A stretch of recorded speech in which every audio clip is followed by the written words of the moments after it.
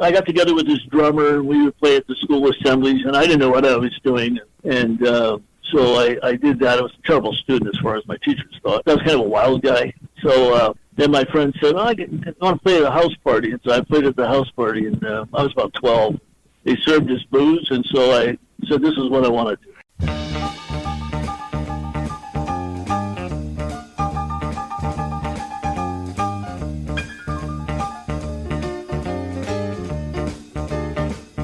You're listening to Mr. Radio, and I'm your host, Marshall. If you're a jazz vinyl purist, you know the thrill of the hunt. You know what it's like to flip through dusty crates at 6 a.m. looking for that one holy grail press. A record that didn't just capture a moment in time, but completely pushed the boundaries of what acoustic jazz could be. In 1987, a blistering quintet-turned-septet stepped into a New York studio and cut a self-titled record that has since become a cult classic among rare vinyl collectors worldwide, Ululation.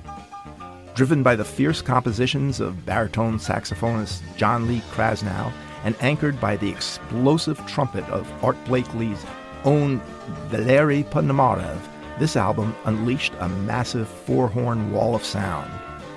But standing dead center in that legendary wall of sound, trading fiery licks and bringing a fierce Boston-bred energy to the tenor saxophone, was Jerry Vejmola.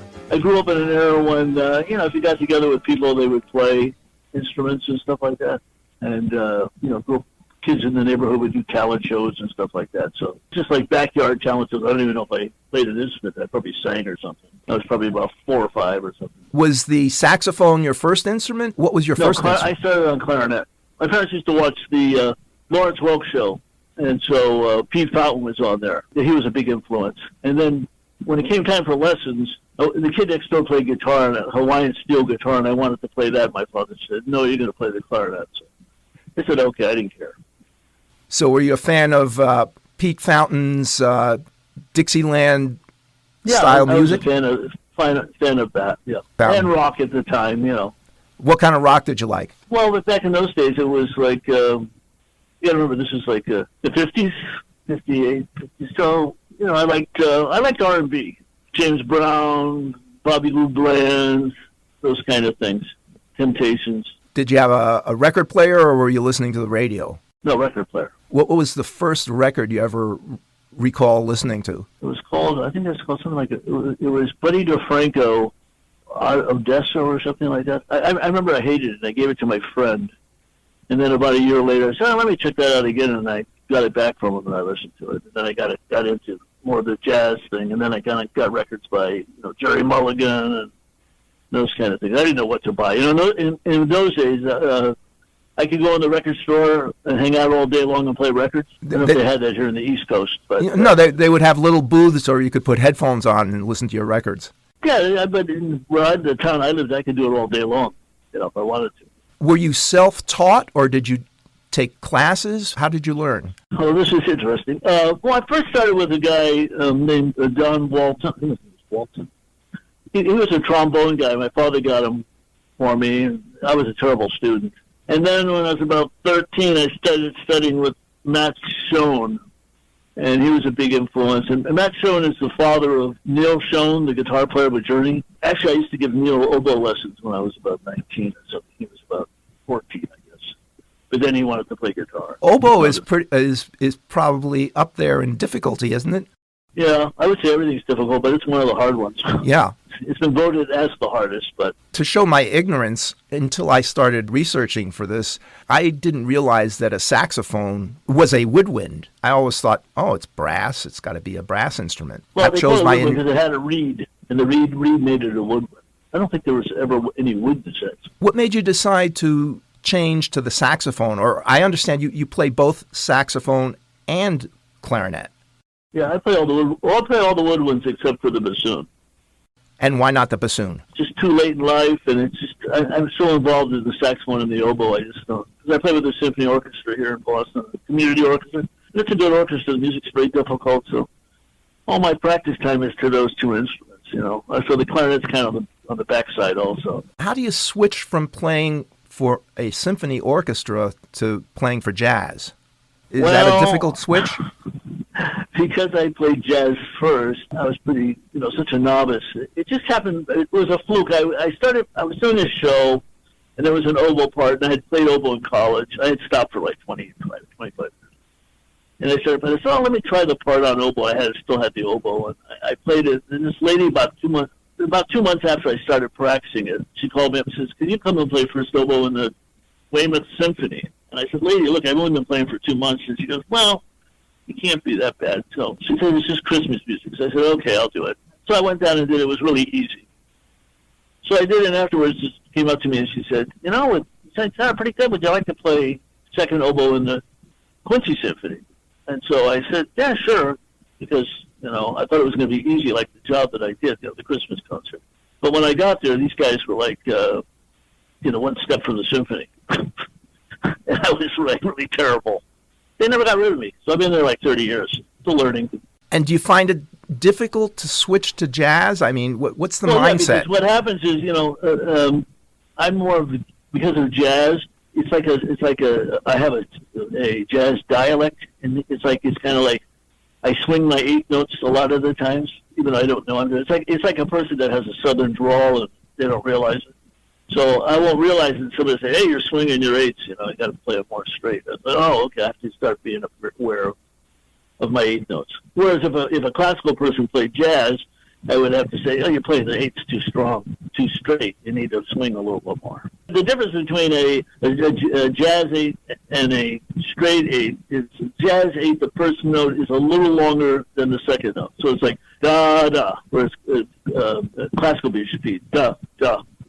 Very straight. The jazz is da-da-da-da. It's a little longer without getting too corny. If Pete Fountain was your inspiration for the clarinet, who was your saxophone inspiration? Well, when I first started playing saxophone because at that time, when you went to parties or everybody played like standard tunes or early rock tunes. This is way before the Beatles and all that stuff. It was like Honeycomb. You ever heard the tune Honeycomb? Oh, yeah.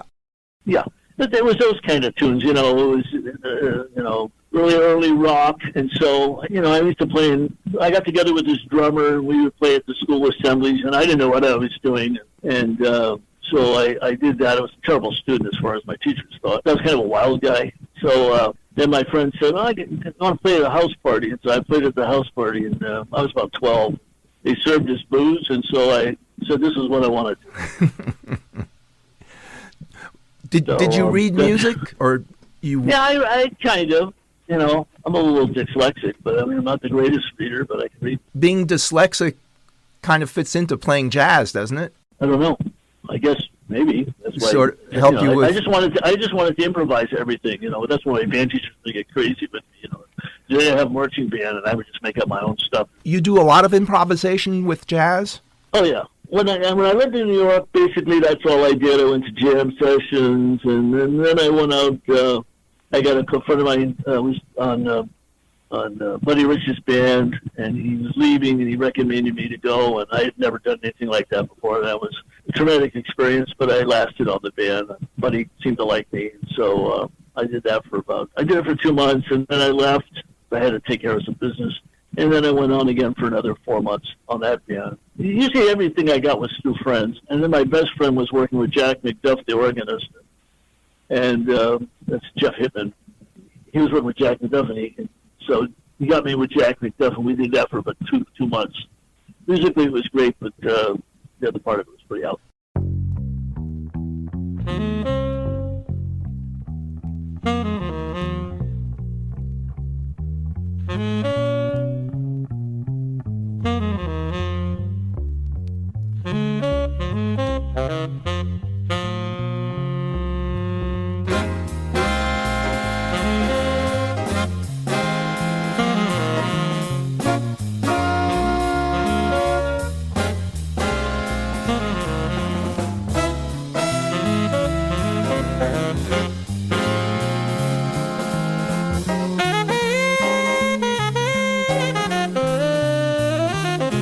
You mentioned Jeff Hittman.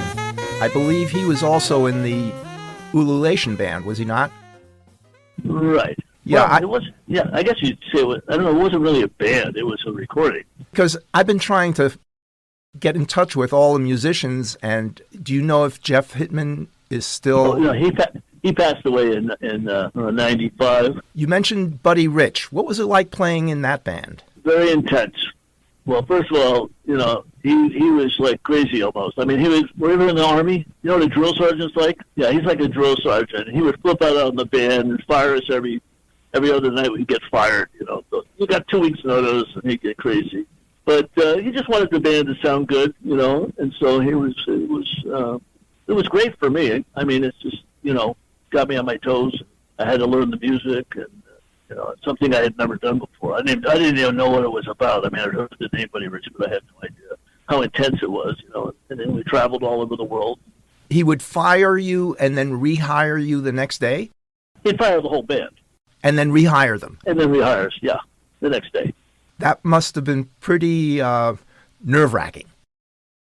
Oh yeah, totally. I mean, after the job, everybody ran to the bar to wind down. But he was cool to me. I mean, like, I had this one solo thing with him. It was actually with him on this West Side Story, and I kept screwing it up every night. And I went up to him and I said, "Buddy, I keep screwing up this part. Probably if I hadn't said anything, you wouldn't have known the difference. But I said, I'll give you $20 every time I screw up." And he said, "Hey, relax, Vejmola, smoke a joint." So it's like I wasn't going to relax and smoke a joint, not in that band. It was too intense. It was too much intense. I mean, extremely fast tempos. The guy was an amazing drummer. I mean, if you know anything about him. And so you got that gig through friends, through... I think I've got every gig through a friend. You also played with Aretha Franklin, Tito Puente, Buddy Rich. We've talked about. Well, Tito Puente, I subbed for a friend, so I did it quite often. But it was a weird. I mean, in those days, it didn't really pay much money. It paid like $25 a night, 40 on Saturdays, and we used to play these Latin clubs. It was all night long. You get there.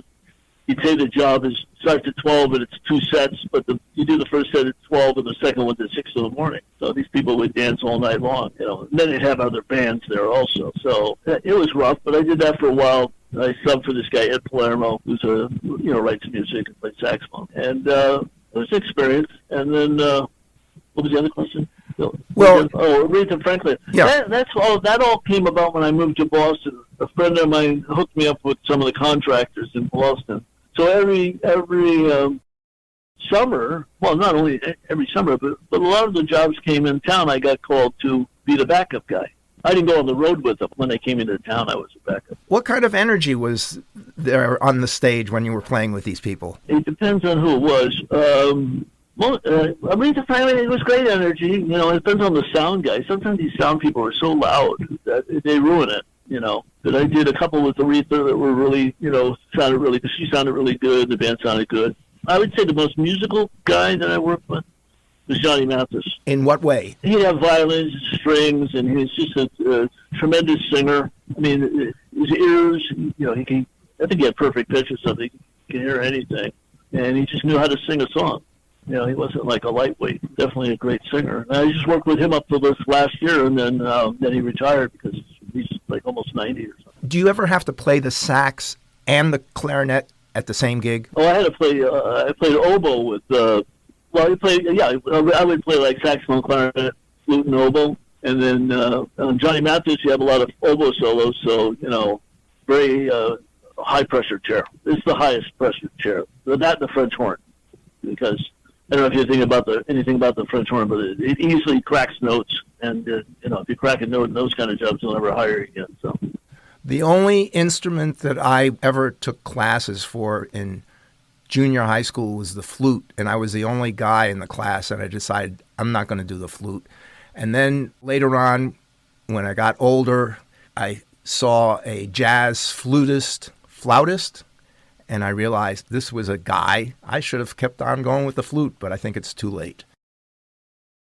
Well, it's never too late unless you pressure yourself, But if you just want to enjoy. I mean, now I play mostly for my own enjoyment. I get together with people and play.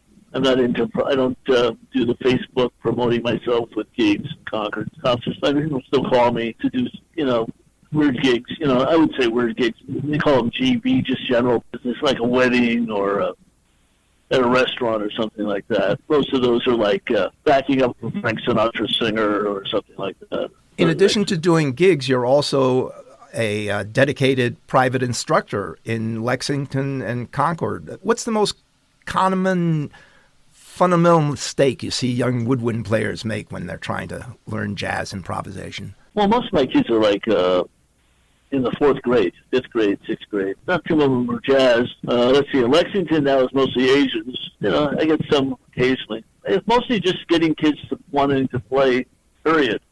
I mean, sometimes you get some that are really talented. You just help them with their band music and stuff like that. Unless I don't really work in any schools that are like heavy-duty jazz department or anything. There are schools here that are like that. There was one. The Lexington was a very heavy school where they had this teacher, Jeff Leonard, and he was fabulous. The kids loved him, and he turned out some of the best musicians, kids that went on to become musicians, and also, players, award-winning band. But he just retired a few years ago, so everything fell apart. That's what happens. The good guys, they retire, and then they have to start all over again. Do you ever think of working with older students, older adults? Well, I get some of those, too. I mean, I've had them up to 80 years old. Of course, at that time, I wasn't 80. Now I'm almost 80. The ones who are 80, do you think they are trying to copy somebody that they've been listening to? How do you deal with that? Sometimes I'll give them transcriptions or something. Some of them just want to play, put on play along records, just improvise, playing like that, with the sound system. Nothing really, anybody really serious. I heard you play, and you didn't like what I heard, but I liked it, at the Cafe Mocha in Lynn, Massachusetts. That was one of your local gigs that you did with Eugene Maslov on piano and Bruce Gertz, I believe, on bass, and Jim Latini on drums. Was that a group that you had formed? Or No. What that was is they were playing there as a trio, and Eugene said, why don't you want to come down and sit in? And so I said, sure, I'll come down. And so I came down and sat in, but then the guy, I don't know if he was trying to promote it or something. I guess he made that as a video. So then what happened with Eugene is that they were there for a few more weeks, and then it ended. That was the end of that, and I don't know if the restaurant's still there. Because I think that was before COVID, way before COVID. No, the Cafe Mocha is history. I tried to research that it's history. So are there any other local scenes around that you play in? Well, now I just started working like Friday nights up in Providence, Rhode Island, a place called Federal Hill. So I go to Italian section. And I've been working with the singer where he sings, we open up like 2 songs, we'll play some jazz songs, and then he does like Frank Sinatra, or he'll do Willie Nelson, and, I just kind of back him up. It's an outdoor restaurant kind of situation, How long have you been in New England? Oh, so I came in here in 89, or maybe 90, 91. Has the music scene changed a lot in that time? Oh, yeah. Well, the problem with all the guys that I work for died. So now it's a whole new young group of people. So I'm kind of forced out. My connections all died or left town or retired or whatever. So I'm not in that scene anymore as far as getting gigs like with the Temptations or any of that stuff. That's kind of, if I get a call for that, I'd be very surprised. Even though I think the last one I got called for was Frankie Valli. That was like last year. But I used to do them all summer long, one after the other. I recently discovered a jazz funk album that you played on, Weldon Irvine's The Sisters. Can you tell me a little bit about that album? That's interesting also. I started playing with the Weldon's group. Weldon's group at the time was these guys from Queens. They called them Sosa Cats. And it had people, I don't know if you know who Marcus Miller is. He's a bass player with Miles Davis. And Omar Hakim, he's also a very well-known drummer. And Tom Brown, trumpet player, and they were all very young. They were, and Marcus was like high school age, but they were phenomenal musicians. And so, and Weldon was older than the other guys, but he was more like my age. And he kind of took all those kids under his wing, and he wrote this song called "Liberate a Brother" for Horace Silver Records. We would play the black clubs, and then we did it thing down in Virginia. We played some big jazz festival there at some Coliseum. I remember with Nancy Wilson and stuff. And then I don't ever remember going into a recording studio and making a record with Weldon. So I think Weldon always carried a tape recorder, taped everything. So I think he made it from that. I think it's a live recording. I don't remember ever going in the studio. I mean, it was so long ago. It was like, what, 83? In Discogs, you are listed as one of the members of the band on that album. Well, that's what I'm saying. He must have made it. He must have recorded it with his boombox. I never heard it, so I don't know what it sounds like. Can we get back to Ululation? I have a little personal tie to that album, and we may have met 40 years ago. Do you recall ever going with the band to record in a high school TV studio in northern New Jersey? No.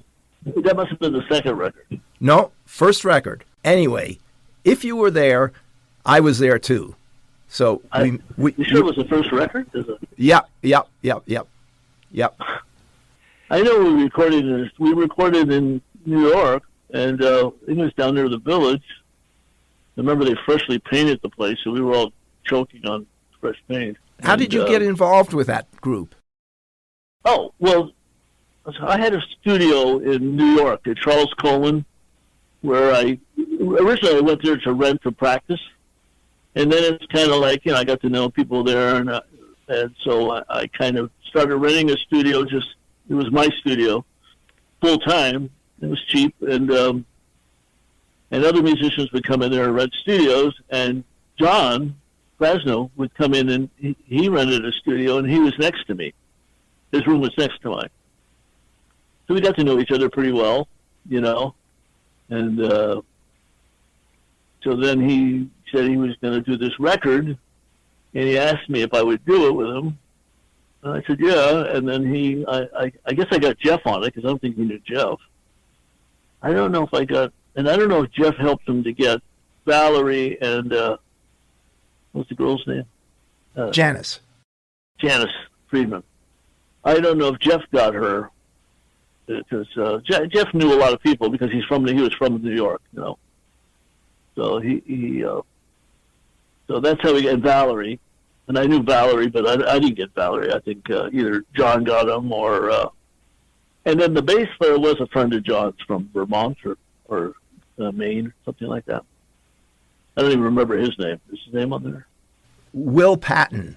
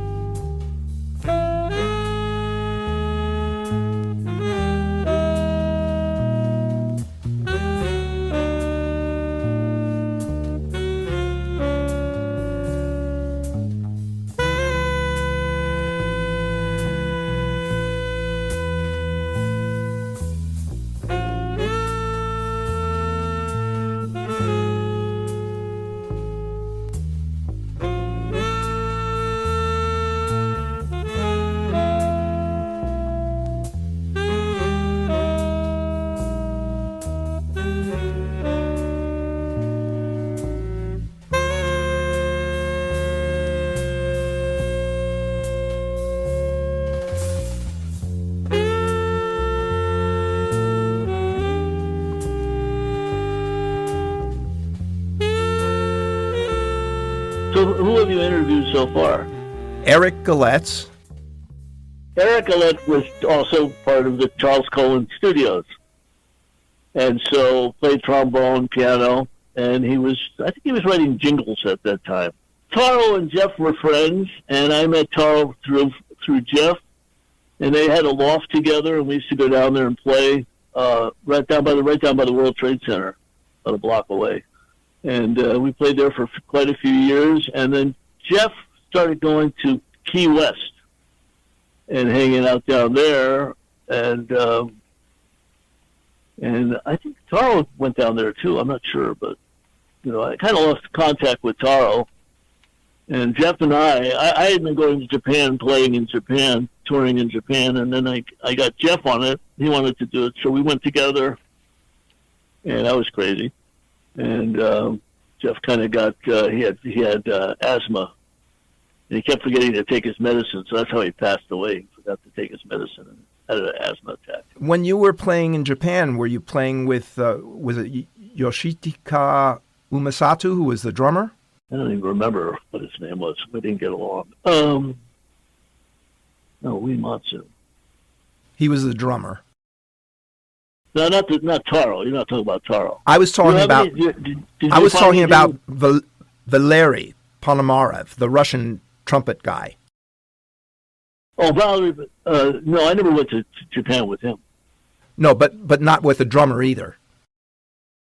No, not with the drummer. I know. I went by myself and played with Japanese musicians. How did you get those gigs? I had studied with Steve Grossman. I don't know if you know who that is. So I studied with Steve, and Jeff said I supposed to study with Steve. I got Jeff with Steve, and Steve was playing in Japan. And so the drummers, Steve couldn't go, and so the drummer asked, and Steve recommended me. You know, I sent him a tape, and he booked some gigs, you know. And then he knew of Jeff because Jeff had made a record on Mosaic, and somehow it got to Japan, and so he wanted Jeff to come too. You know, so we both went to Japan. It was an experience. You know, we slept in strangers' houses, and it was bizarre. And how long were you in Japan? Well, I went like 4 times, about a month or 2 each time. So maybe 3 times I went. When you had to play with the other saxophone players, was it hard to work that, to play together well? Well, I mean, Jeff and I have been playing together for years. Ever since he was the first guy I met in New York, and he was a very interesting guy. I mean, the first thing he says to me was, I met him on the street. Well, I'd heard him play before walking, because I lived in Greenwich Village. And walking through the village, one time I heard this guy on saxophone. I said, "Oh, this guy sounds really good." I said, "Kind of sounds like me." And then I had a lesson with Steve one day. Steve came to my apartment, and as I was leaving, I ran into Jeff walking down the street, and he said to me, "You want to go to John Coltrane's apartment?" I said, "Sure." So we went up to, he took me up to 103rd Street, and we went in there, and this guy, trumpet player, Lonnie Hilliard, was living in there now, so we just kind of looked at the apartment and went, "Oh, that's cool." And then we became best friends, you know, for years, till he passed away, you know. Was John Coltrane an inspiration for you? Big, very big, totally. Probably definitely the biggest.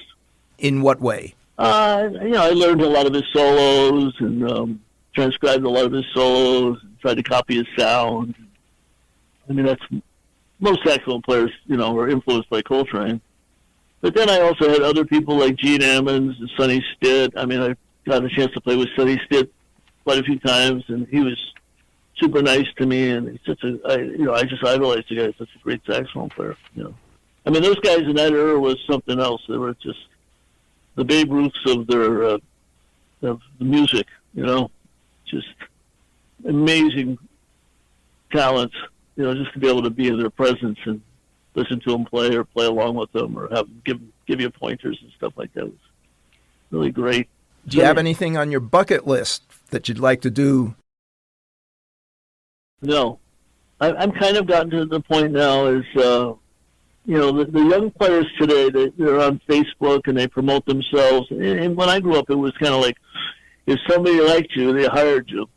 You know what I mean? You didn't go out and promote yourself like kids do today. And I'm not that kind of person to promote myself. So I just, I don't do that. I have some friends that I play with. And if somebody calls me for a job, I do it. But I'm not a big fan of jazz audiences because most people don't like jazz. You think so? I think so. I think you play in a club and, you know, they just kind of go like, oh, can you play softer? You know, they always got something to say. So it's like, or can you play something more modern, some pop tunes? You know, they always come up with something. I got the vibe that jazz is usually background music. As long as you don't offend anybody, you know. But if you get up there and play, Jeff and I had a job. This is great. Jeff and I had a job out by the airport And on the way, this guy, Orville Harrison, he got the job for us, bass player. And he said, on the way, he says, we're going to be here forever because, this is so it's supposed to be a jazz job. So we get there. We set up on the bandstand. Now, Jeff and I were, learning Steve Grossman stuff, which was pretty out at the time. And so on the first tune, we started playing, and we took a solo. And first of all, we noticed that there wasn't really a jazz club. It was more like a mafia bar or something. Uh-huh. So the club owner comes up to us on the first tune, and he goes, you may be ahead of your time, but you're chasing my custards out of the club. So he threw us off the bandstand. And then the other guys tried to save the gig, but it was hopeless. We're slowly coming to an end here. I really wish you had some clips that you'd like to share of you playing or anything like that, but I know you don't want to do that. So yeah, I'm not a big fan of myself. I think you sound good. What I heard, I thought you sounded good. Many artists, I guess, aren't big fans of themselves. But if you ever have the opportunity to send me a file of some music I can add, I'd love to add it to the show. Yeah. I mean, there's some things on YouTube, but usually mostly with big bands. I was doing a lot of big bands, things. I played with this Kenny Hadley big band for the last 30-some-odd years, but he just passed away a couple of years ago. So I'm on some concerts on YouTube, but not too much stuff. I got involved in teaching mostly because I needed to survive. I knew I couldn't survive playing. If you play piano or bass, you probably can survive playing jazz, but not playing a horn unless you're really an aggressive guy. If you really have your package together, your promo kit and stuff like guys like Greg Abadi, alto player. He promotes himself. He does very well, but it's a lot of work. It's easy for me to teach. Just sit with some young kids and tell them jokes. Well, Jerry, I'm so happy that you were able to take the time to speak with me, and I hope to hear from you again real soon. Okay. Thank you for having me. Okay. Thanks a lot. All right. Bye. All right, bye. You've been listening to Mr. Radio, and I'm your host, Marshall. This program was written and produced by Marshall. Our theme music was played by Ululation. Mr. Radio is available wherever you get your podcasts, including iTunes and Spotify. Subscribe to our podcast and leave us a review. And don't forget to tune in next week for another episode of Mr. Radio.